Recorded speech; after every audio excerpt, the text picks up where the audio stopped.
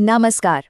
Board exam का मौसम आ गया है और मुझे पता है कि टेंशन का मीटर भी हाई हो गया होगा। फिजिक्स, केमिस्ट्री, मैथ्स, इन सब के बीच इंग्लिश अक्सर हमारी लिस्ट में सबसे आखिर में आती है ना? हाँ, यही सवाल तो सबके मन में घूम रहा होगा, है ना? लगता तो है कि इंग्लिश का पेपर आसान है, लेकिन सच पूछो तो यही वो पेपर है जो ओवरऑल परसेंटेज को ऊपर या नीचे ले जा सकता है। बहुत जरूरी है ये। तो फिर अब चिंता करने की कोई जरूरत नहीं है, क्योंकि हम यहाँ मिलकर सफलता का एक पक्का ब्लूप्रिंट बनाने वाले हैं। चलिए शुरू करते हैं। आज हम इन 6 हिस्सों में पूरे पेपर की स्ट्रैटेजी को डिकोड करेंगे, रीडिंग से लेके लिटरेचर तक, और सबसे आखिर में एग्जाम के दिन के लिए एक सॉलिड गेम प्लान। ठीक है, तो सबसे पहले मैदान को समझना जरूरी है। मतलब कि एग्जाम का पैटर्न आखिर है क्या? अच्छा, अब जरा इस टेबल को देखिए। पहली नजर में क्या दिखता है? अरे वाह, लिटरेचर सेक्शन का वेटेज देखो, पूरे 40 नंबर। मतलब आधे पेपर का भार तो अकेला लिटरेचर ही उठा रहा है। और दूसरी तरफ रीडिंग 22 और राइटिंग 18 नंबर के हैं। तो अब ये तो बिल्कुल साफ हो गया है कि तैयारी में सबसे ज्यादा जोर कहाँ लगाना है ना? चलिए अब आते हैं सेक्शन ए पर, यानी रीडिंग पर। एक ऐसा सेक्शन जहां रट्टाफिकेशन नहीं बल्कि स्मार्ट स्ट्रैटेजी काम आती है। बोर्ड एग्जामिनर्स बताते हैं कि स्टूडेंट्स अक्सर नोट मेकिंग में एक कॉमन गलती करते हैं, बहुत ज्यादा एब्रिविएशंस लिख देते हैं। याद रखिए, सिर्फ 4 सही एब्रिविएशंस पर 1 नंबर पक्का है, तो ज्यादा लिखने से अच्छा है कि पैसेज का मेन आइडिया पकड़ने पर फोकस करें। और हाँ, पिछले साल के पेपर्स को देखें तो पता चलता है कि सवाल सीधे सीधे नहीं पूछे जाते, बल्कि आपको थोड़ा सोचना पड़ता है। मतलब इन्फरेंस बेस्ड होते हैं। अब बारी है सेक्शन बी की, जहां आपका प्रेजेंटेशन और फॉर्मेट आपको फुल मार्क्स दिला सकता है। देखो, राइटिंग सेक्शन में नोटिस, पोस्टर, इनविटेशन, इन सब में चॉइस मिलती है। तो यहाँ क्रिएटिविटी तो चाहिए ही, लेकिन उससे भी ज्यादा जरूरी है फॉर्मेट के रूल्स को फॉलो करना। जैसे कि ये फॉर्मल इनविटेशन का फॉर्मेट ये बिल्कुल फिक्स होना चाहिए। पहले होस्ट का नाम, फिर एक स्टैंडर्ड लाइन, फिर इवेंट की डिटेल्स, और हाँ, RSVP लिखना और पूरे इनविटेशन को एक बॉक्स में बंद करना, ये कभी मत भूलना। इन्हीं छोटी छोटी चीजों से पूरे नंबर मिलते हैं। सबसे जरूरी बात, स्टूडेंट्स कुछ छोटी छोटी लेकिन बहुत बड़ी गलतियां कर बैठते हैं। जैसे लेटर में क्वेश्चन में दिया हुआ एड्रेस छोड़कर अपना एड्रेस लिख देना, या फिर आर्टिकल में हेडिंग ही भूल जाना। इन गलतियों से बचना है, क्योंकि इनके मार्क्स सीधे सीधे कटते हैं। ग्रामर, ये वो सेक्शन है जहां अगर रूल्स पता है तो पूरे नंबर जेब में। यहाँ कोई क्रिएटिविटी नहीं, सिर्फ नियमों का खेल है। डायरेक्ट इनडायरेक्ट स्पीच के लिए ये टेबल एक तरह से चीट शीट है। बस इतना याद रखना है कि प्रेजेंट टेंस हमेशा अपने कॉरेस्पॉन्डिंग पास्ट टेंस में बदल जाता है और विल का वुड हो जाता है। ये एक परफेक्ट उदाहरण है कि कैसे रूल्स याद रखने से नंबर पक्के हो जाते हैं। और अब बात करते हैं पेपर के सबसे बड़े सेक्शन की, लिटरेचर। यहाँ जीतने का राज है चैप्टर्स की मेन थीम को समझना और उसे पिछले सालों के सवालों से जोड़ना। जैसे कि द लास्ट लेसन में ये मेन पॉइंट्स याद रखने हैं। भाषा का महत्व, एम हैमिल की स्पेशल ड्रेस और गांव वालों का वहां होना। और हाँ, अपने आंसर में चैप्टर से सीधा कोई कोट इस्तेमाल करने से इंप्रेशन बहुत अच्छा पड़ता है। अब देखिए, उस इंफॉर्मेशन का इस्तेमाल कैसे होगा। ये एक असली PYQ है। इसका जवाब क्या होगा? वही जो हमने पिछली स्लाइड में देखा। स्कूल में अजीब सी शांति, एम हैमिल का बदला हुआ व्यवहार और उनकी खास ड्रेस। बस इन्हीं पॉइंट्स को जोड़कर एक शानदार आंसर तैयार हो जाता है। इसी तरह लॉस्ट स्प्रिंग में गरीबी और सपनों के बीच की लड़ाई ही मेन थीम है। साहेब और मुकेश की कहानियां इसी को दिखाती हैं। अपने आंसर्स में विशियस सर्कल जैसे कीवर्ड्स का इस्तेमाल जरूर करना, एग्जामिनर पर इसका गहरा असर होगा। तो लगभग सब कुछ हमने कवर कर लिया है। अब इस सारी सलाह को एग्जाम के दिन के लिए एक पक्के एक्शन प्लान में बदलते हैं।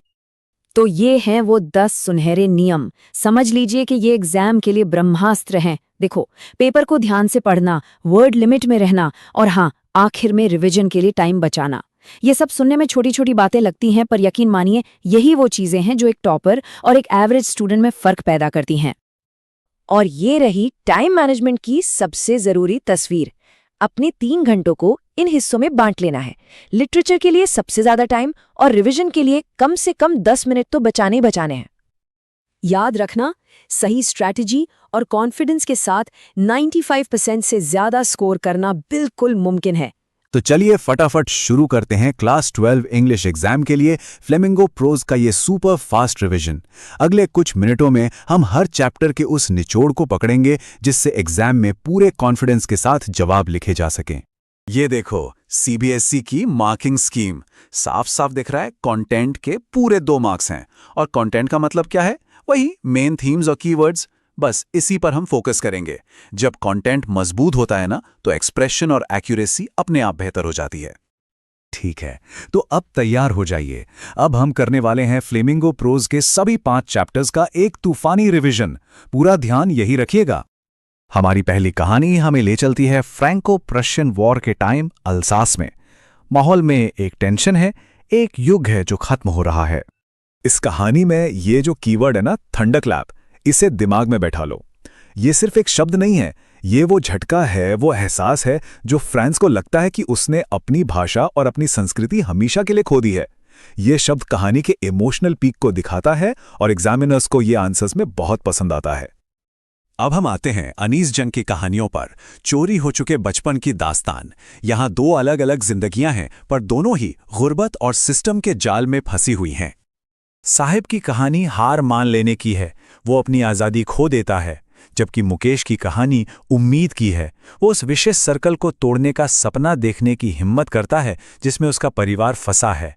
ये जो फर्क है ना, हार मानने और उम्मीद रखने का, यही आपके आंसर को दमदार बनाता है। अगली कहानी खुद विलियम डगलस की है। कैसे उन्होंने अपने एक बहुत गहरे डर पर जीत हासिल की, ये उसकी कहानी है।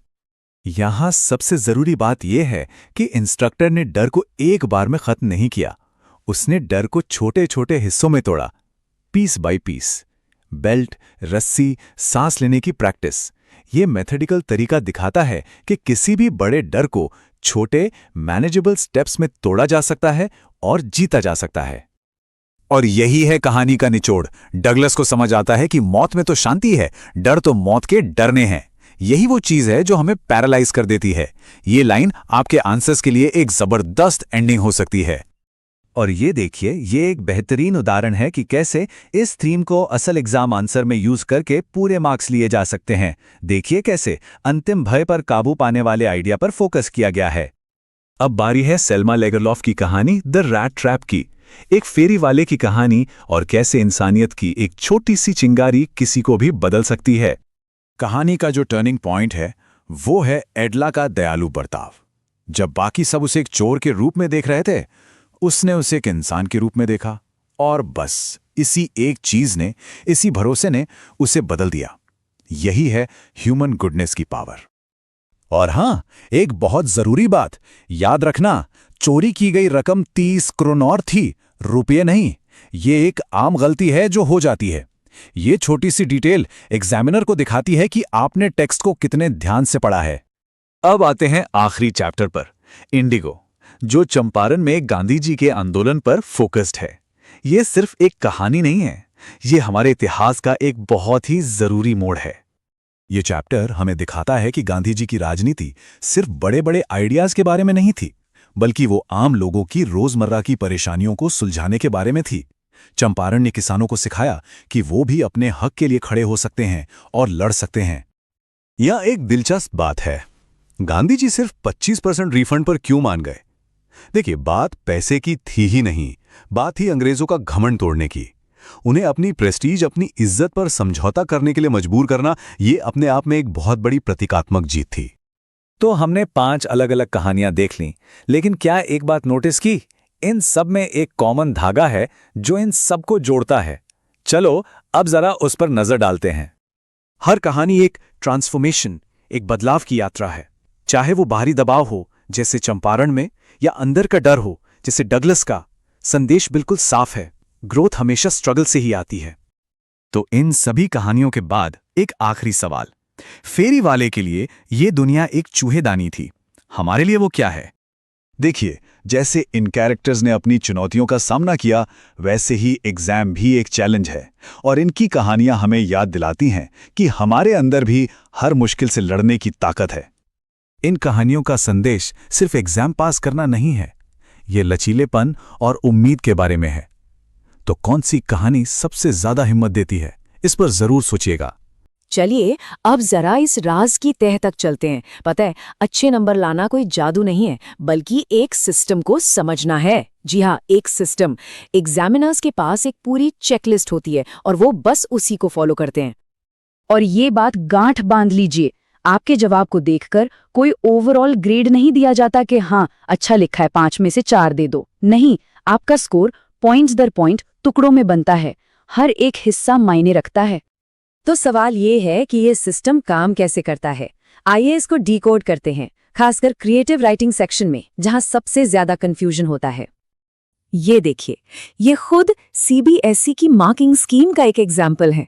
नोटिस राइटिंग को ही ले लेते हैं, 4 नंबर का होता है ना। अब देखिए, 1 नंबर तो सिर्फ फॉर्मेट का है, मतलब अगर आपने बॉक्स बनाया, हेडिंग लिखी, डेट सही जगह डाली, तो 1 नंबर तो पक्का हो गया, मुफ्त का। फिर 2 नंबर हैं कंटेंट के और 1 नंबर आपकी ग्रामर और स्पेलिंग का। बस सिंपल मैथ्स है।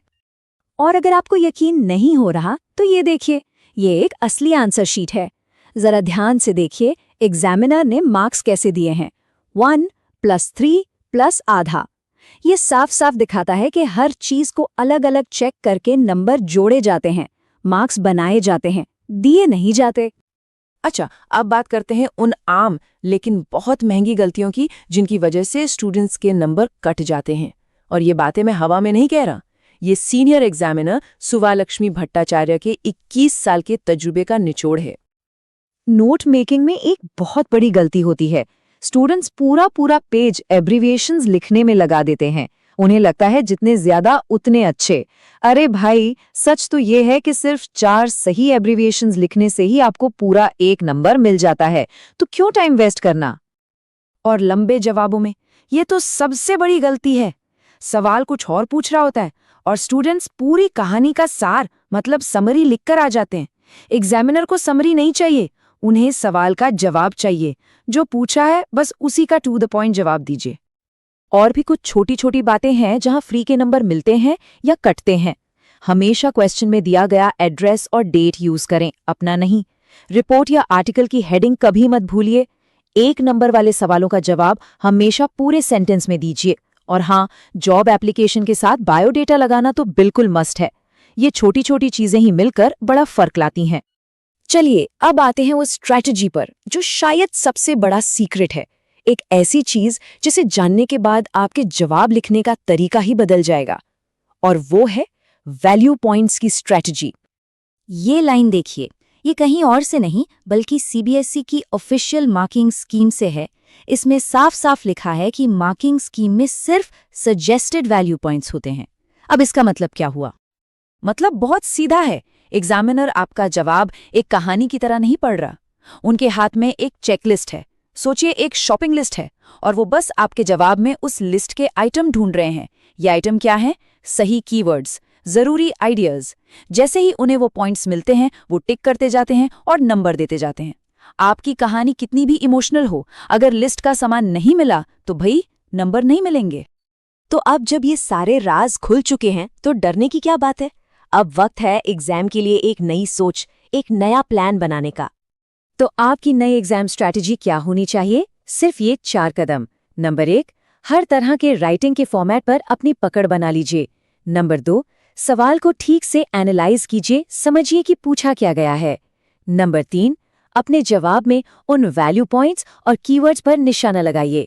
और आखिर में नंबर 4, सिली मिस्टेक से बचने के लिए प्रूफ रीड जरूर कीजिए। तो कुल मिला के बात यह है कि एग्जाम कोई रहस्य नहीं है, ये एक सिस्टम है। और अब सवाल ये है कि क्या आप इस सिस्टम पर महारत हासिल करने के लिए तैयार हैं? ये पावरफुल लाइन डीप वाटर के पूरे चैप्टर का सार है। कहानी बस इतनी सी है कि डर पर जीत कैसे हासिल की जाए। इस चैप्टर से कोई भी सवाल आए, आपके जवाब में ये 2 हिस्से जरूर होने चाहिए। पहला, YMCA में हुई वो दुर्घटना यानी मिस एडवेंचर, और दूसरा, उस डर को जीतने के लिए दिखाई गई इच्छा शक्ति या विल पावर। इन दोनों को जोड़ दिया ना तो नंबर पक्के हैं। अच्छा, द रेड ट्रैप कहानी का पूरा सार इसके सेंट्रल मेटाफर यानी इसके मूल रूपक में छिपा है। अगर आपने ये समझ लिया तो आप हर सवाल का जवाब दे सकते हैं। दुनिया एक चूहेदानी है जो इंसानों को लालच देकर फंसाती है। अब इसका मार्किंग स्कीम हैक क्या है? 2 कीवर्ड्स याद रखिए। पहला, मानवीय दुर्दशा, और दूसरा, दया के माध्यम से उद्धार। स्क्रीन पर देखिए कितना क्लियर है। माय मदर एट 66 में माँ के राख जैसे चेहरे का कॉन्ट्रास्ट भागते हुए पेड़ों की एनर्जी से है। वहीं आर्ट जेनिफर्स टाइगर्स में उनके भयभीत हाथों का कॉन्ट्रास्ट उनके बनाए निडर बाघों से है। बस यही दर्द और आज़ादी का खेल आपको अपने जवाब में दिखाना है।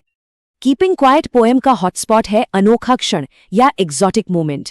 इसका मतलब है पूर्ण शांति का एक पल जब सारी मशीनें, सारी गतिविधियां रुक जाती हैं और इंसान सिर्फ आत्मनिरीक्षण करता है। चलिए अब विस्टार्स के उन बड़े सवालों को टारगेट करते हैं जो लॉन्ग आंसर में लगभग पक्के होते हैं। यहाँ आपको कैरेक्टर्स की मूल दुविधाओं को समझना है।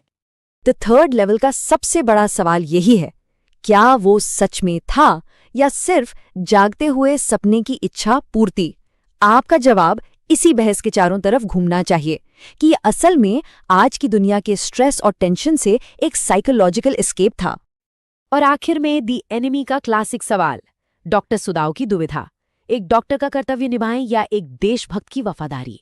आपका जवाब इस बात पर फोकस होना चाहिए कि कैसे मानवता राष्ट्रवाद से ऊपर उठती है।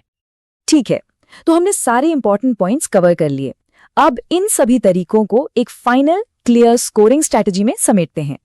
एक परफेक्ट आंसर लिखने के लिए एग्जाम में बस ये 3 सिंपल स्टेप्स फॉलो करने हैं।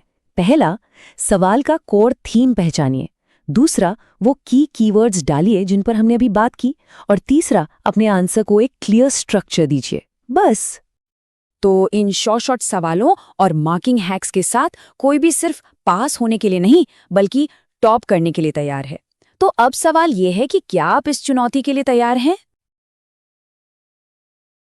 आज का हमारा प्लान कुछ ऐसा है। सबसे पहले हम पोएट्री के कोड को क्रैक करेंगे, फिर पर्सनल और फिलोसॉफिकल पोएम्स को समझेंगे, एक सोशल क्रिटिक भी देखेंगे और आखिर में a super useful exam hack. तो चलिए शुरू करते हैं। तो सबसे पहले क्रैकिंग द पोएट्री कोड। देखिए, पोएट्री बहुत सब्जेक्टिव लग सकती है, लेकिन एग्जाम्स में अच्छे मार्क्स लाना वो असल में पैटर्न्स को पहचानने और सही वर्ड्स का इस्तेमाल करने पर डिपेंड करता है। और ये इतना मुश्किल नहीं है। तो चलिए सबसे पहले बात करते हैं पर्सनल पोएम्स की।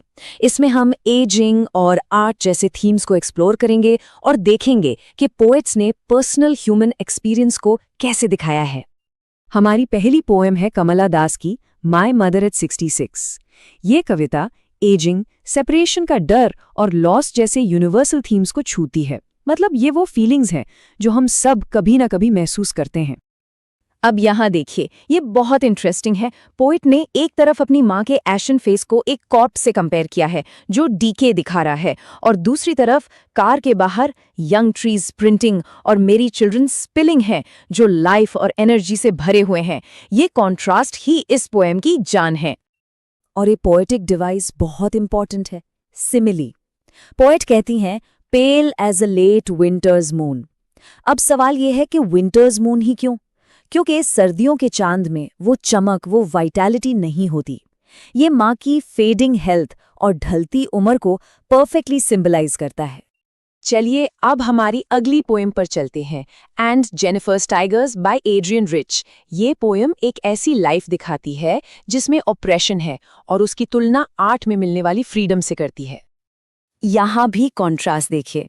एक तरफ है एंड जेनिफर की reality, massive weight of uncle's wedding band जो ऑप्रेशन और कंट्रोल को दिखाता है, और दूसरी तरफ हैं उनके बनाए हुए टाइगर्स, प्राउड एंड अनअफ्रेड। मतलब उनकी कंस्ट्रेन्ड रियलिटी के अगेंस्ट उनकी आर्ट में क्रिएट की गई पावरफुल फ्री दुनिया। और यही इस पोएम की सबसे बड़ी आयरनी है। The tigers will go on prancing, proud and unafraid. Aunt Jennifer तो ट्रैप्ड हैं, लेकिन उनकी आर्ट, उनके बनाए टाइगर्स, वो हमेशा जिंदा रहेंगे उस फ्रीडम को रिप्रेजेंट करते हुए जो उन्हें कभी नहीं मिली। Art survives the artist, right? तो पर्सनल पोएम्स से अब हम फिलोसॉफिकल पोएम्स की तरफ बढ़ते हैं। यहाँ हम देखेंगे कि पोएट्री लाइफ के स्ट्रगल से एस्केप और पीस कैसे ऑफर करती है। अगली पोएम है पाब्लो नेरूडा की कीपिंग क्वाइट। ये पोएम इंट्रोस्पेक्शन मतलब खुद के अंदर झांकने और शांत रहने की पावर के बारे में है। यहाँ एक बहुत कॉमन कंफ्यूजन होता है। नेरूडा जब कीपिंग क्वाइट की बात करते हैं तो उनका मतलब टोटल इनएक्टिविटी या डेथ से बिल्कुल नहीं है। वो बस एक प्रोडक्टिव साइलेंस की बात कर रहे हैं, एक पॉज, ताकि हम सब खुद को और दुनिया को बेहतर समझ सकें। और वो इसे कहते हैं एग्जॉटिक मोमेंट्स। सोचिए, एक ऐसा पल जब कोई भागदौड़ नहीं है, कोई इंजन का शोर नहीं है, सब एक सडन स्ट्रेंजनेस में एक साथ हैं। हमारी बिजी दुनिया में ऐसा पल कितना रेयर और स्पेशल होगा। चलिए अब देखते हैं जॉन कीट्स की a thing of beauty. Keats हमें बताते हैं कि ब्यूटी यानी सुंदरता कैसे हमें कंफर्ट और एस्केप देती है।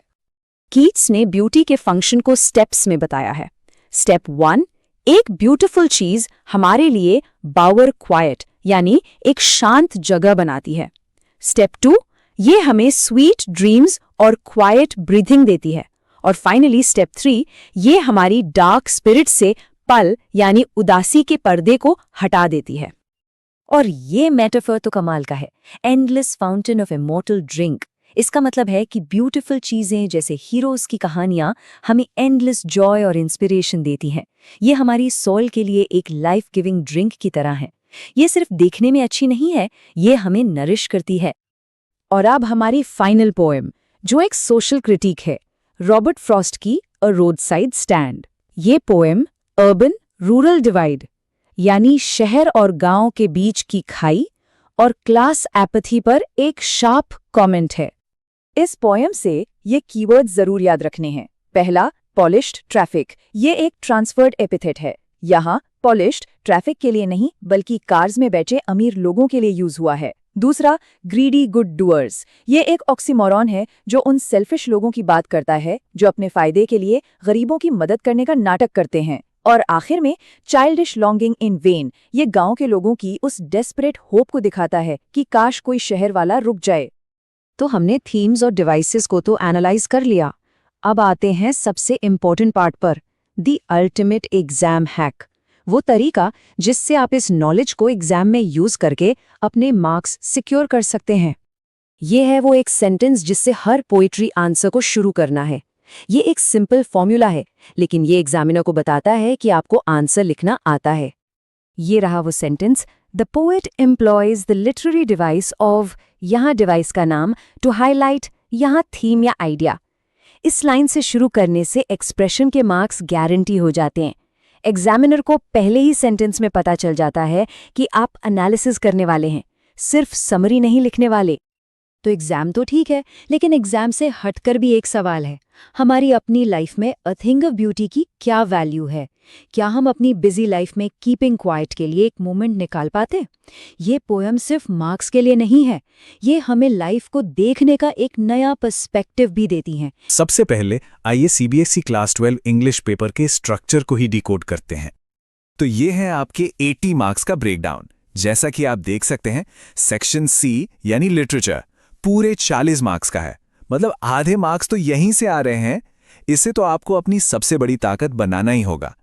उसके बाद है section A reading skills 22 marks का, और section be writing skills 18 marks का। और याद रखिए, सारे सेक्शन कंपल्सरी हैं, तो किसी को भी हल्के में नहीं लेना है। अच्छा, अब थोड़ी देर के लिए साइड बदलते हैं। सोचिए कि आप एक बोर्ड एग्जामिनर हैं, आपके सामने हजारों कॉपियां हैं। कौन सी ऐसी कॉमन गलतियां हैं जो आपको देखते ही पता चल जाएंगी? चलिए देखते हैं। ये वो कॉमन मिस्टेक्स हैं जो हर साल स्टूडेंट्स के मार्क्स कटवाती हैं। एग्जामिनर्स बताते हैं कि स्टूडेंट्स अक्सर राइटिंग सेक्शन में हेडिंग भूल जाते हैं या क्वेश्चन में दी गई डेट और एड्रेस की जगह कुछ और ही लिख देते हैं। एक और बहुत बड़ी गलती, लॉन्ग आंसर्स में पूरी कहानी का सार लिख देना, जबकि सवाल कुछ और ही होता है। और हाँ, वर्ड लिमिट 3 मार्क्स के क्वेश्चन के लिए 40 शब्दों से ज्यादा बिल्कुल नहीं। आखिर में अपने आंसर्स को पैराग्राफ में जरूर बांटें। कोई भी एक लंबा चौड़ा टेक्स्ट ब्लॉक पढ़ना पसंद नहीं करता। ये एक गोल्डन रूल है, इसे तो आप कहीं लिख लीजिए। एक एक्सपीरियंस्ड बोर्ड एग्जामिनर के मुताबिक सिर्फ एक शब्द में जवाब देने पर मार्क्स कट सकते हैं। भले ही सवाल सिर्फ 1 मार्क का हो, अपना जवाब हमेशा एक पूरे ग्रामेटिकली करेक्ट सेंटेंस में दीजिए। ये एक छोटी सी आदत है जो बहुत बड़ा फर्क ला सकती है। और देखिए, प्रेजेंटेशन क्यों इतनी जरूरी है, ये उसका एक परफेक्ट एग्जाम्पल है। जरा इस आंसर शीट को देखिए। कितनी साफ सुथरी और पढ़ने लायक है, हर जवाब के बीच प्रॉपर स्पेस है। जब एग्जामिनर के सामने ऐसी शीट आती है तो उनके लिए की पॉइंट्स ढूंढना और मार्क्स देना बहुत आसान हो जाता है। आपकी हैंडराइटिंग को सुंदर होने की जरूरत नहीं है, बस साफ होनी चाहिए। ठीक है, तो हमने प्रॉब्लम समझ ली, गलतियां देख ली, अब बारी है सॉल्यूशन की। पेश है एग्जाम के दिन के लिए आपका फाइनल गेम प्लान, जो आपको टाइम पे पेपर खत्म करने और कॉन्फिडेंट रहने में मदद करेगा। तो ये रहे वो 4 गेम चेंजिंग हैक्स। पहला है रिवर्स ऑर्डर स्ट्रैटेजी। हाँ, पेपर को उल्टा शुरू करो। सेक्शन ए से नहीं बल्कि सेक्शन सी यानी लिटरेचर से शुरू करो। क्यों? क्योंकि रीडिंग सेक्शन थोड़ा अनप्रेडिक्टेबल होता है। अगर घबरा गए तो वो 1 घंटा भी ले सकता है, लेकिन लिटरेचर वो तो आपका जाना पहचाना मैदान है। पहले वहां से 40 मार्क्स पक्के करो, कॉन्फिडेंस बढ़ाओ, फिर आओ सेक्शन ए पर। दूसरा, 15 मिनट का गोल्डन रूल। वो जो शुरू के 15 मिनट मिलते हैं ना, उसमें पैसेज मत पढ़ना। उस टाइम में ये तय करो कि आपको कौन सा इंटरनल चॉइस करना है, ये डिबेट लिखनी है या वो स्पीच। लिखने का टाइम शुरू होने से पहले ही सारे फैसले कर लो। तीसरा है कीवर्ड हैक। एग्जामिनर के पास जो मार्किंग स्कीम होती है ना, उसमें सजेस्टेड वैल्यू पॉइंट्स होते हैं। आप अपने जवाब में इंपॉर्टेंट कीवर्ड्स को अंडरलाइन कर दो। एग्जामिनर की नजर सीधे उन पर पड़ेगी और आपको मार्क्स मिल जाएंगे। और आखिर में प्रेजेंटेशन। हर जवाब के बाद 1 लाइन छोड़ो और हर लॉन्ग आंसर के बाद 1 लाइन खींचो। इससे आपकी कॉपी बहुत नीट लगती है। तो अब आप पूरी तरह से तैयार हैं। आपको गलतियां पता हैं, एग्जामिनर की सोच पता है और आपके पास एक सॉलिड प्लान है। ये सिर्फ एक और एग्जाम नहीं है, ये आपकी तैयारी और स्ट्रैटेजी को दिखाने का एक मौका है। एक गहरी सांस लीजिए, आप तैयार हैं, जाइए और इसमें सफल होइए। तो ये रहा हमारा गेम प्लान। पहले हम समझेंगे कि ये पेपर गेम चेंजर क्यों है, फिर एक परीक्षक की तरह सोचना सीखेंगे ताकि वो आम गलतियां ना हो। इसके बाद राइटिंग और लिटरेचर सेक्शन में पूरे नंबर स्कोर करने के तरीके, कुछ जबरदस्त ग्रामर हैक्स और हाँ, आखिर में एग्जाम के दिन के लिए एक परफेक्ट ब्लूप्रिंट बनाएंगे। तो चलिए शुरू करते हैं पहले और सबसे जरूरी सवाल से। आखिर ये सब्जेक्ट इतना महत्वपूर्ण क्यों है? क्योंकि ये अक्सर पहला बोर्ड एग्जाम होता है। इसमें अच्छा स्कोर करना एक जबरदस्त कॉन्फिडेंस बूस्टर का काम करता है। एक्सपर्ट्स का मानना है कि पेपर बैलेंस्ड तो होता है, लेकिन थोड़ा लंबा होता है। मतलब स्पीड और स्ट्रैटेजी ही सब कुछ है। इसलिए परीक्षा से पहले घड़ी देखकर कम से कम 5 मॉक टेस्ट जरूर हल करें। इससे स्पीड और स्ट्रैटेजी दोनों ही बेहतर हो जाएंगी। अब आती है सबसे काम की बात। ये सलाह सीधे उन परीक्षकों से आ रही हैं जिन्होंने 2 दशकों में लाखों उत्तर पुस्तिकाएं जांची हैं। चलिए जानते हैं वो कौन सी गलतियां हैं जिन्हें देखकर वो तुरंत नंबर काट लेते हैं। स्क्रीन पर जरा ध्यान से देखिए और ईमानदारी से सोचिए, क्या इनमें से कोई गलती पहले की है? रिपोर्ट में हेडिंग भूल जाना, सवाल में दिए गए नाम और पते की जगह अपना लिख देना, या लंबे जवाब को बिना पैराग्राफ के एक साथ लिख डालना। और सबसे बड़ी गलती, सवाल कुछ और पूछा है और जवाब में पूरे चैप्टर की समरी लिख दी। परीक्षक को याददाश्त नहीं, समझ परखनी होती है। अब हम बात करते हैं राइटिंग सेक्शन की। ये वो सेक्शन है जहां बहुत आसानी से पूरे अंक हासिल किए जा सकते हैं, अगर सिर्फ सही फॉर्मेट और स्ट्रक्चर को फॉलो किया जाए। यहां हर चीज के नंबर बटे हुए हैं। जरा इस मार्किंग स्कीम को देखिए। सिर्फ सही फॉर्मेट का एक पूरा नंबर है। मिसाल के तौर पर नोटिस लिखते समय अगर बॉक्स बनाया, सबसे ऊपर संस्था का नाम लिखा और नोटिस शब्द कैपिटल में लिखा तो 1 नंबर पक्का, भले अंदर कुछ भी लिखा हो। कंटेंट के 2 नंबर के लिए बस 5 W's का जवाब देना है: व्हाट, व्हेन, वेयर, हु और व्हाई। ओके, अब तैयार हो जाइए। अब हम ग्रामर के कुछ ऐसे हैक्स जानेंगे जो सीधे सीधे मार्क्स में बड़ा अंतर ला सकते हैं। ये नियम एमसीक्यूज और राइटिंग सेक्शन दोनों में गलतियों से बचाएंगे। पहला नियम है टेंस कंसिस्टेंसी। जब आप किसी ऐसी घटना की रिपोर्ट लिख रहे हैं जो हो चुकी है, तो सख्ती से सिंपल पास्ट टेंस यानी वर्ब की सेकंड फॉर्म इस्तेमाल करें। और जब आप किसी सामान्य मुद्दे पर आर्टिकल या डिबेट लिख रहे हैं, तो सिंपल प्रेजेंट टेंस यानी वर्ब की फर्स्ट फॉर्म का प्रयोग करें। बस इतना याद रखने से ही राइटिंग एकदम साफ और सटीक लगती है। अगला है पैसिव वॉइस पहचानने की V3 ट्रिक। यह एक गोल्डन रूल है। पैसिव वॉइस में हमेशा क्रिया का तीसरा रूप यानी V3 ही आएगा। अगर वाक्य में V3 नहीं है तो वो पैसिव वॉइस हो ही नहीं सकता। जैसे the letter was written by me, यहां रिटन क्रिया का तीसरा रूप है। ये एमसीक्यूज में सही ऑप्शन तुरंत पहचानने का सबसे तेज तरीका है। अब आता है बैकशिफ्ट हैक। डायरेक्ट से इनडायरेक्ट स्पीच में बदलते समय टेंस हमेशा एक कदम पीछे चला जाता है। इज बन जाता है वॉज, विल बन जाता है वुड। लेकिन सबसे बड़ा ट्रैप जिसमें अक्सर छात्र फंसते हैं वो है समय बताने वाले शब्दों को बदलना। टुमारो को द नेक्स्ट डे में बदलना मत भूलिएगा। परीक्षक खास तौर पर इन बदलावों को ही ढूंढते हैं। और आखिर में एक वचन का जाल, ये एक बहुत आम गलती है। याद रखें, जब हम समय, धन या दूरी को एक यूनिट के तौर पर बताते हैं तो हम हमेशा एक वचन क्रिया यानी इज या वॉज का उपयोग करते हैं, आर या वर का नहीं। इसीलिए 5 kilometres is a long distance सही है। टीम या जूरी जैसे कलेक्टिव नाउन्स के साथ भी ज्यादातर यही नियम लागू होता है। चलिए अब साहित्य की बात करते हैं, जहां क्रिएटिविटी दिखाने का मौका मिलता है, लेकिन कुछ नियमों का पालन करते हुए। यहां सफलता का मंत्र है to the point, relevant and precise. जो पूछा गया है सिर्फ उसी का जवाब दें। ये स्लाइड दिखाती है कि पिछले सालों के पेपर सॉल्व करना क्यों इतना जरूरी है। द लास्ट लेसन का ये सवाल 2012 और 2013 दोनों में आया था। कई महत्वपूर्ण सवाल बार बार आते हैं।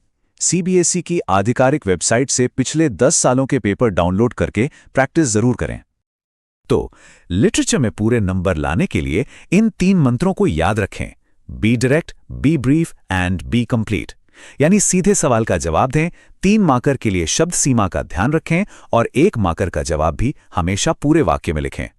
अब हम अंतिम चरण में हैं। यहाँ कुछ ऐसी रणनीतियां हैं जो आपको परीक्षा के दिन सफलता दिलाएंगी। ये वो फाइनल टच है जो 80 को 95 में बदल सकता है। आपके पास हैं सिर्फ 3 घंटे और पेपर लंबा हो सकता है, इसलिए टाइम मैनेजमेंट बहुत जरूरी है। मेरी सलाह है, हर सेक्शन के लिए एक समय सीमा तय करें और उसका सख्ती से पालन करें। रीडिंग कॉम्प्रिहेंशन में ज्यादा समय बर्बाद न करें। पहले से तय करके जाएं कि किस सेक्शन को कितना समय देना है। तो ये रही सफलता की कुंजी। पिछले पेपर से प्रैक्टिस करें, अपनी प्रेजेंटेशन को शानदार बनाएं, साफ लिखावट और पैराग्राफ्स का इस्तेमाल करें और हमेशा सवाल को 2 बार पढ़ें ताकि आप दिए गए डिटेल्स का सही इस्तेमाल करें। ये छोटे छोटे कदम ही आपको दूसरों से आगे ले जाएंगे। तो दोस्तों, पैटर्न अब आपके सामने है। आम गलतियां आप जानते हैं और स्कोर करने के ट्रिक्स भी आपको पता है। अब सवाल यह है कि इस जानकारी का इस्तेमाल अपनी सफलता की कहानी लिखने के लिए कैसे किया जाएगा। मुझे पूरा विश्वास है कि अब तैयारी बेहतरीन होगी। हमारा पूरा विश्लेषण इसी पर है कि वो कौन सी आम गलतियां हैं जहां नंबर कटते हैं, ताकि आप उन्हें बिल्कुल ना दोहराएं। तो ये है हमारा आज का रोड मैप। हम एक एग्जामिनर के नजरिए से शुरुआत करेंगे और फिर एक एक करके हर राइटिंग फॉर्मेट को जीतने की पक्की रणनीति बनाएंगे। ठीक है, तो चलिए पहले सेक्शन में चलते हैं। एक बोर्ड एग्जामिनर होने के नाते यह समझना बहुत जरूरी है कि कॉपी चेक करते वक्त सबसे पहली नजर किस पर जाती है, और जवाब है फॉर्मेट। तो सबसे पहली और जरूरी बात, फॉर्मेट कोई सुझाव नहीं है, ये अच्छे मार्क्स लाने की पहली शर्त है। अगर ये सही है तो समझिए कि आपने आधी लड़ाई तो यूं ही जीत ली है। चलिए अब आते हैं पहले राइटिंग टास्क पर, नोटिस राइटिंग। ये बहुत ही स्ट्रक्चर्ड होता है और अगर इसके नियम पता हो तो इसमें पूरे 4 नंबर लाना बच्चों का खेल है। इस लाइन को एकदम रट लीजिए क्योंकि ये नोटिस का सबसे जरूरी नियम है। हमेशा पेंसिल और स्केल से एक साफ सुथरा बॉक्स बनाना है। बिना बॉक्स के एग्जामिनर आपकी कॉपी को देखेगा भी नहीं और आपको मिलेंगे 0 मार्क्स। एक परफेक्ट नोटिस का मतलब है इन 5 सवालों का जवाब क्या, कहां, कब, किसके लिए और किससे संपर्क करना है। ये एक आसान सी चेकलिस्ट है जो पक्का करती है कि कोई भी जरूरी जानकारी छूटी नहीं है। नोटिस लिखने का ये रहा स्टेप बाय स्टेप तरीका। बस इन स्टेप्स को फॉलो कीजिए और हां, 50 शब्दों की लिमिट, इसको तो बिल्कुल भी पार नहीं करना है वरना नंबर कट जाएंगे। अब बात करते हैं इन्विटेशंस की। यहां सबसे बड़ी चुनौती होती है 2 तरह के फॉर्मल इन्विटेशंस के बीच का फर्क समझना। देखिए, ये स्लाइड सब कुछ साफ कर देती है। कार्ड तब इस्तेमाल होता है जब बहुत सारे मेहमान हो, जैसे शादी में, और ये हमेशा 3rd पर्सन में लिखा जाता है। वहीं दूसरी तरफ लेटर किसी एक खास मेहमान जैसे चीफ गेस्ट के लिए होता है और इसमें सिग्नेचर करना जरूरी है। ये फ्रेज तो समझ लीजिए सोने पर सुहागा है, खासकर कार्ड इन्विटेशंस के लिए। ये सिर्फ आपके इन्विटेशन को फॉर्मल और पॉलिश्ड बनाता है, बल्कि एग्जामिनर पर भी एक बहुत अच्छा इंप्रेशन डालता है। और ये देखिए, इस एग्जाम्पल में सब कुछ एकदम परफेक्ट है। ध्यान दीजिए, होस्ट का नाम सबसे ऊपर है, वो खास फ्रेज भी इस्तेमाल किया गया है और आखिर में कोई सिग्नेचर नहीं है। ये एक बिल्कुल सही फॉर्मल कार्ड इनविटेशन है। और हाँ, जब इनविटेशन का जवाब देना हो तो विनम्रता सबसे जरूरी है। अगर मना कर रहे हैं तो प्रायर कमिटमेंट जैसा एक छोटा और पोलाइट कारण दे दीजिए। चलिए अब 5 मार्क्स वाले लेटर फॉर्मेट्स पर चलते हैं और उन आम गलतियों पर फोकस करते हैं जहां सबसे ज्यादा नंबर कटते हैं। लेटर टू द एडिटर के लिए बस ये 3 पैराग्राफ का स्ट्रक्चर फॉलो करना है: इंट्रोडक्शन, प्रॉब्लम और सॉल्यूशन। ये एक टेस्टेड और सक्सेसफुल मॉडल है। और आखिर में योर्स ट्रूली या योर्स फेथफुली लिखना ना भूलें। अब उस सबसे बड़ी गलती पर आते हैं जो स्टूडेंट्स राइटिंग सेक्शन में करते हैं, और वो है जॉब एप्लीकेशन लेटर में। तो यहां सबसे जरूरी बात यह है, सिर्फ कवर लेटर लिखना काफी नहीं है। आपको हमेशा एक अलग बायोडेटा साथ में लगाना ही होगा। बायोडेटा को भूल जाना सबसे महंगी गलती है, क्योंकि इसके बिना इस सवाल में लगभग कोई नंबर नहीं मिलेगा। ये अनिवार्य है, याद रखिए। चलिए अब आखिरी 5 मार्क्स वाले आइटम्स पर आते हैं, आर्टिकल और रिपोर्ट। ये ज्यादा ओपन एंडेड होते हैं, लेकिन यहां भी कुछ बेसिक नियम हैं जिन्हें फॉलो करना ही है। ये तस्वीरें इनके बीच का अंतर बिल्कुल साफ दिखा रही हैं। एक आर्टिकल में आप किसी टॉपिक पर अपनी राय देते हैं, जबकि एक रिपोर्ट सिर्फ फैक्ट्स पर आधारित होती है और किसी ऐसी घटना के बारे में बताती है जो पहले ही हो चुकी है। क्या, कहां और कब। ये बिल्कुल जरूरी है, क्योंकि रिपोर्ट उन घटनाओं के बारे में होती है जो हो चुकी हैं, इसलिए उसे हमेशा पास्ट टेंस में ही लिखना चाहिए। ये एक छोटा सा नियम है, पर लोग अक्सर इसे भूल जाते हैं और नंबर कटवा लेते हैं। ठीक है, तो चलिए अब इन सब बातों को एक फाइनल छोटी सी समरी में देख लेते हैं। ये लास्ट मिनट रिवीजन के लिए एकदम परफेक्ट है। ये स्लाइड आपका आखिरी हथियार है। इसमें हर राइटिंग टास्क के सबसे जरूरी फॉर्मेट पॉइंट्स दिए गए हैं। इसका एक स्क्रीनशॉट ले लीजिए, इसे याद कर लीजिए और आप परीक्षा में पूरे नंबर लाने के लिए तैयार हैं। और आखिर में एक सवाल, जब एक बार ये सारे नियम दिमाग में बैठ जाएं, तब आप अपनी क्रिएटिविटी को खुलकर दिखा सकते हैं। तो अब वो कौन सा टॉपिक होगा जिस पर आप अपने अनोखे विचार और अपनी आवाज को सामने लाएंगे? सोचने के लिए धन्यवाद। तो हमारा प्लान क्या है? देखिए, सबसे पहले हम उन आम गलतियों को समझेंगे जिनसे पैनिक होता है। फिर लिटरेचर सेक्शन के लिए कुछ जबरदस्त फॉर्मूले देखेंगे, राइटिंग के लिए एक कमाल की चीट शीट, और हाँ, टॉपर्स के सीक्रेट्स भी जानेंगे। और आखिर में परफेक्ट प्रेजेंटेशन का ब्लूप्रिंट। चलिए इस डर को कॉन्फिडेंस में बदलते हैं। ठीक है, तो शुरू करते हैं। देखिए, अच्छे नंबर लाने के लिए सबसे पहले ये जानना जरूरी है कि क्या नहीं करना है। ये वो कॉमन गलतियां हैं जो एग्जामिनर्स को बार बार देखने को मिलती हैं। ये एक बहुत ही कॉमन मिस्टेक है। याद रखिए, लेटर में कभी भी अपनी कोई भी पर्सनल जानकारी जैसे अपना पता बिल्कुल नहीं लिखना है। क्यों? क्योंकि इससे पेपर की चेकिंग में दिक्कत आ सकती है। तो नियम सीधा है, हमेशा सवाल में जो पता दिया गया है बस उसी का इस्तेमाल करें। एक और जरूरी बात, प्रेजेंटेशन बहुत मैटर करती है। जरा सोचिए, एग्जामिनर के सामने एक ही बड़े से पैराग्राफ में लिखा हुआ लंबा चौड़ा जवाब है, उसे पढ़ना कितना मुश्किल होगा। अपने जवाबों को छोटे साफ सुथरे पैराग्राफ में बांटने से न सिर्फ वो पढ़ने में आसान होता है, बल्कि आपके सोचने का तरीका भी साफ नजर आता है और आपको वो नंबर मिल जाते हैं जो आप डिजर्व करते हैं। अरे ये तो समझिए फ्री के नंबर हैं जो अक्सर छूट जाते हैं। आर्टिकल हो या रिपोर्ट, हेडिंग और टाइटल के अलग से मार्क्स होते हैं, इन्हें कभी मत भूलिए। अच्छा, तो अब हम प्रॉब्लम से सॉल्यूशन की तरफ बढ़ते हैं। लिटरेचर में कई बार मुश्किल सवाल आते हैं जहां 2 चैप्टर्स को कंपेयर करना होता है। तो यहाँ है एक ऐसा जबरदस्त टूल जो आपको एक शानदार शुरुआत देगा। इस टेम्पलेट को देखिए, ये मुश्किल तुलना वाले सवालों के लिए एक तरह से fill in the blank strategy है। सीबीएसई चाहता है कि स्टूडेंट्स इंडिगो और रोड साइड स्टैंड जैसे चैप्टर्स के बीच का कनेक्शन समझें। ये स्ट्रक्चर आपको सीधे सेंट्रल आइडिया पर फोकस करने में मदद करता है। बस चैप्टर और थीम का नाम डालिए और आपकी परफेक्ट शुरुआत तैयार है। और अब आते हैं इस पूरे विश्लेषण के सबसे जरूरी हिस्से पर। ये है हमारी चीट शीट, कुछ ऐसे कॉपी पेस्ट फॉर्मूले जो राइटिंग स्किल सेक्शन में आपका बहुत कीमती समय बचाने वाले हैं। हम 3 मेन चीजों पर फोकस करेंगे: letter to the editor, job application और एक दमदार आर्टिकल का निष्कर्ष। इन टेम्पलेट्स को बस याद कर लीजिए और आप बाकियों से एक कदम आगे होंगे। ये line letter to the editor के लिए एक गोल्ड स्टैंडर्ड ओपनिंग है, इसे याद कर लीजिए। ये लाइन लिखते ही एक बहुत अच्छा इंप्रेशन पड़ता है और आप सीधे मुद्दे की बात करते हैं। जॉब एप्लीकेशन के लिए कवर लेटर शुरू करने का ये सबसे परफेक्ट तरीका है। इसमें वो सारी जरूरी बातें हैं जो मार्किंग स्कीम में चाहिए होती हैं। एडवर्टाइजमेंट का जिक्र, अपनी उम्मीदवारी और बायोडेटा की जानकारी, बिल्कुल प्रोफेशनल और टू द पॉइंट। अगर किसी सोशल इशू पर आर्टिकल लिख रहे हैं तो ये एक बहुत ही पावरफुल निष्कर्ष है। ये एक सल्यूशन भी देता है और एक कॉल टू एक्शन भी, जो एक मजबूत एंडिंग के लिए बहुत जरूरी है। लेकिन सवाल ये है कि क्या ये टेम्पलेट सच में काम करते हैं?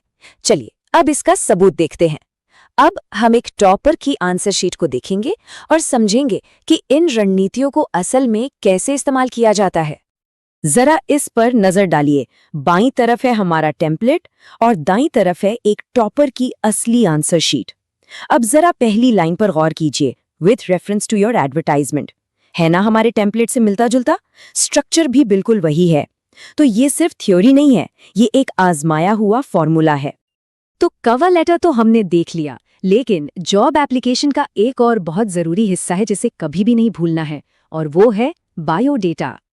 टॉपर की ये आंसर शीट एक बहुत जरूरी बात सिखाती है। बायोडेटा हमेशा कवर लेटर से अलग और हो सके तो एक बॉक्स के अंदर बनाना चाहिए, जैसा कि यहाँ दिख रहा है। और हाँ, मार्किंग स्कीम के हिसाब से इसमें क्वालिफिकेशंस, एक्सपीरियंस और रेफरेंसेस जैसे सेक्शंस जरूर होने चाहिए। चलिए अब अपने आखिरी लेकिन बहुत जरूरी हैक पर चलते हैं। ये है आर्टिकल जैसे राइटिंग टास्क के ओवरऑल स्ट्रक्चर के बारे में। ये स्लाइड समझिए सोने की खान है। ये सीबीएसई का ऑफिशियल डायग्राम है जो एक परफेक्ट आर्टिकल का स्ट्रक्चर बताता है। इसे एक रेसिपी की तरह देखिए। एक अच्छा टाइटल, आपका नाम यानी बायलाइन, एक मजबूत इंट्रोडक्शन, फिर पॉइंट्स का डेवलपमेंट और आखिर में एक दमदार निष्कर्ष। इस ब्लूप्रिंट को फॉलो करने का मतलब है पूरे नंबर पक्के। तो इन सारी रणनीतियों और फॉर्मूलों के साथ अब खाली पन्ने का डर तो पुरानी बात हो गई। अब तो सिर्फ कॉन्फिडेंस है और एग्जाम में अच्छा करने की पूरी तैयारी। एग्जाम के लिए बहुत बहुत शुभकामनाएं।